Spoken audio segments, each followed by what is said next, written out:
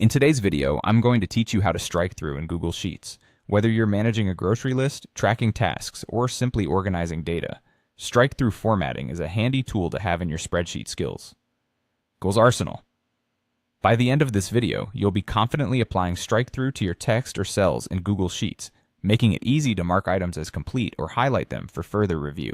To get started, you'll first need to open your Google Sheet that contains the cells or text you want to modify. Once you've got your sheet open, locate the cell or range of cells you'd like to apply the strike-through to.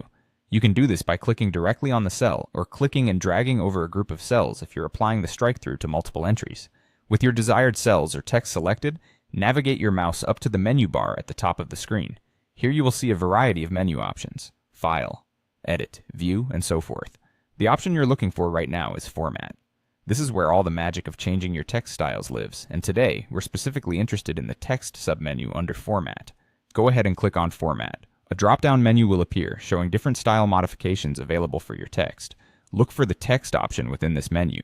When you hover over Text, an extended menu will appear to the side. This list is packed with different text styling options including bold, italic, underline, and of course, strike-through, which is what we're focused on today.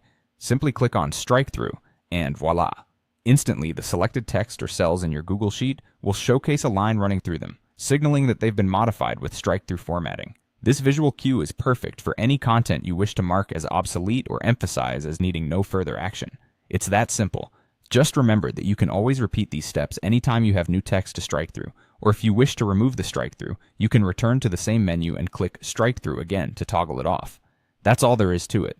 By following these straightforward steps, you've added another skill to your Google Sheets repertoire, one that can help organize and clarify your data at a glance. Thank you for tuning in, and I hope this tutorial helps streamline your workflow. Until next time, happy spreadsheeting.